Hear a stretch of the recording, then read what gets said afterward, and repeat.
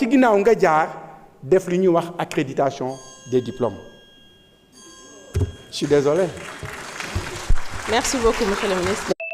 Merci beaucoup. Monsieur le ministre des Finances et du Budget, vous avez la parole pour 10 minutes.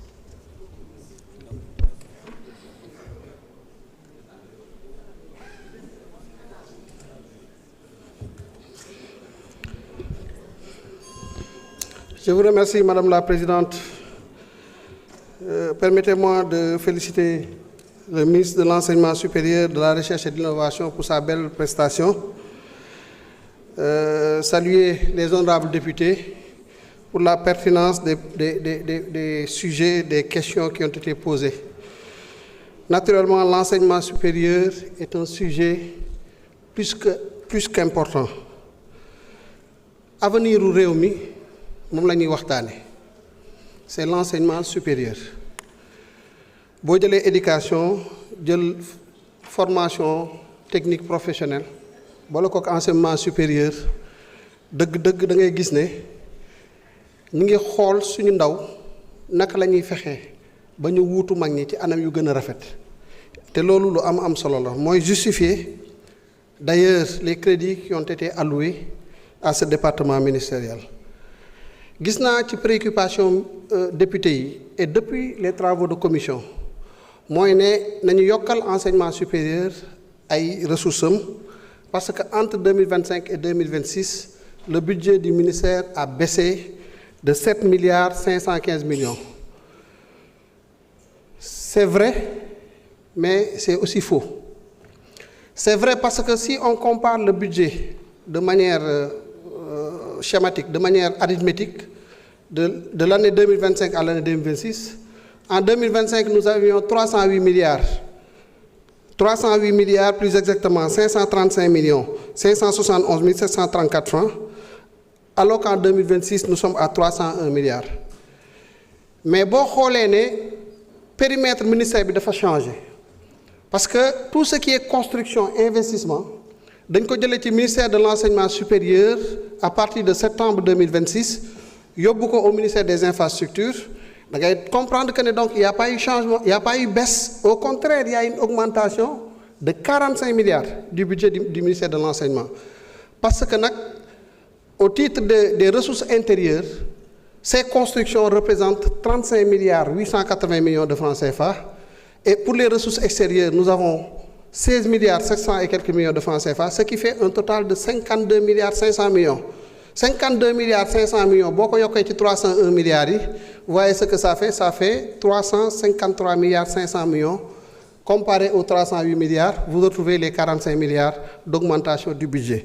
D'ailleurs, effectivement, toute l'importance que nous accordons effectivement à ce département ministériel. Légui, xool université yi parce que c'est complètement erroné. Faites une bonne lecture du budget, même en comparaison, pour comprendre que nous avons beaucoup fait. Transfert vers les établissements publics d'enseignement supérieur, il y a une progression constante. En 2024, les crédits budgétaires étaient de 85 milliards. En 2025, nous l'avons porté à 104 milliards, soit une augmentation de 19 milliards 370 millions et de 22,7%. 22,7%, beaucoup une valeur, un agrégat augmenté, ça signifie que l'augmentation est vraiment significative. Bon, aussi entre 2025 et 2026, le budget a augmenté de 8,31 milliards, parce qu'on est passé encore de 104 milliards à 112 milliards 740 millions. Lors quand même, les nouvelles autorités accordent une place importante à ce secteur de l'enseignement supérieur. Il y a des sujets.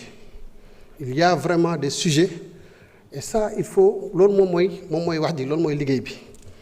Honorable Awa Dione wax na ko léegi te lu am solo la wax dafa ne nit boo jëlee engagement changé doo dem ba ci digg bi nga taxaw wala nga kii da ngay romb rek da ngay def li nga war a def rek nga jàll.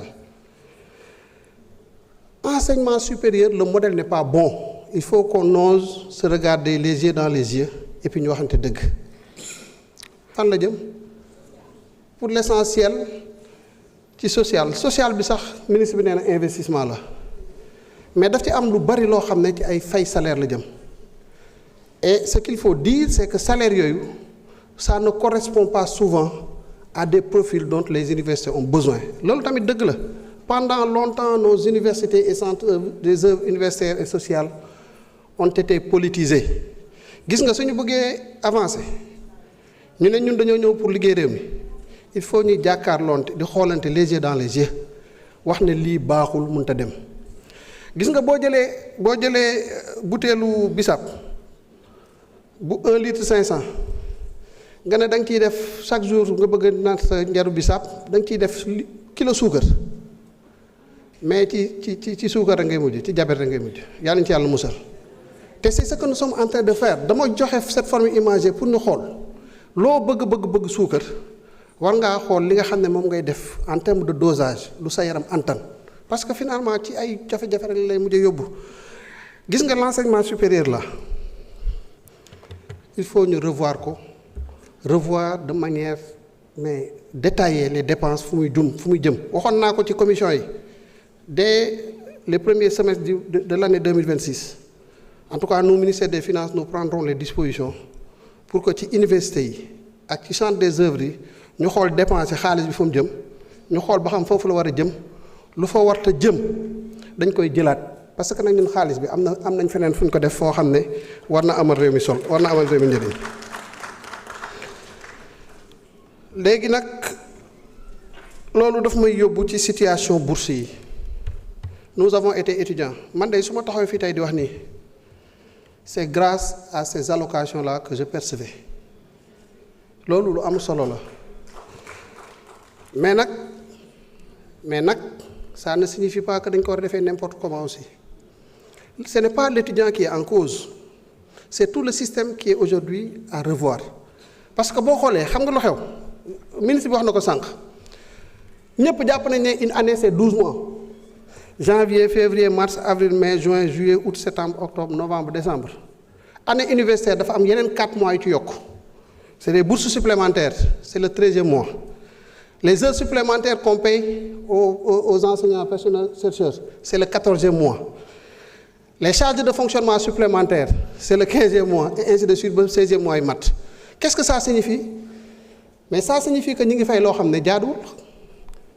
kan fii ci yéen moo nangu location am sur 12 mois ñu ne ko mais bon tu vas payer 16 mois sur l'année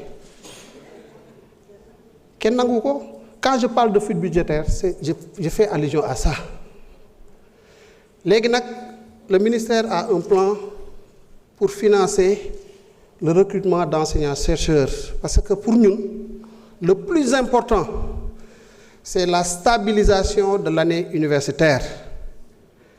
On a tenu plusieurs réunions avec les services du ministère de l'enseignement supérieur, de la recherche et de l'innovation.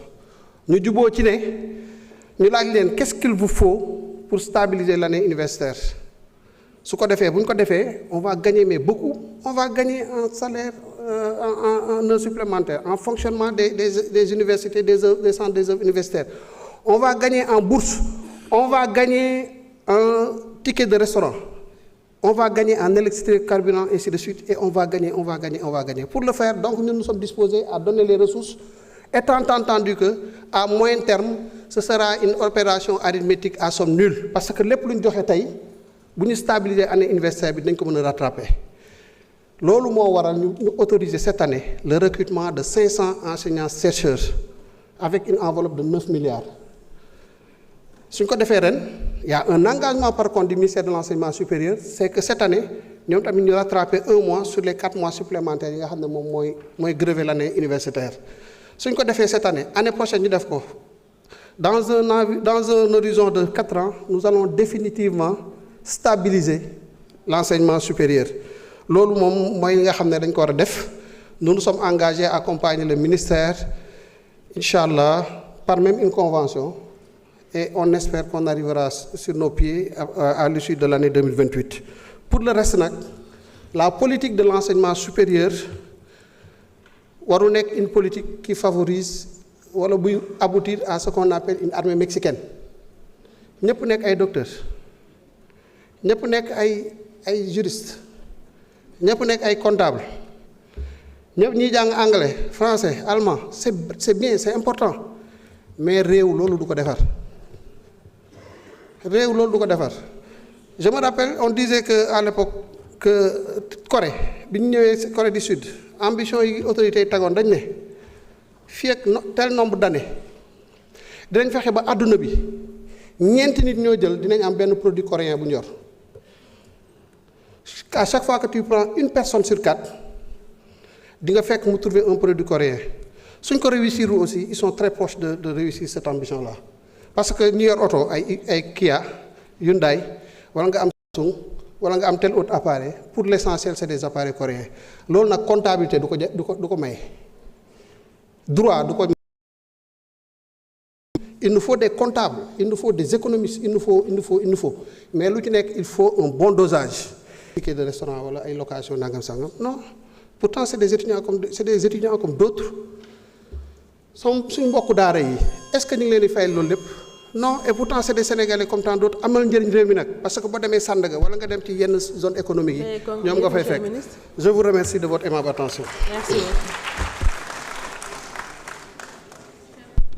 Chers collègues, la discussion générale est close. Maintenant, passons au vote des programmes du budget. Madame le rapporteur général, vous avez la parole.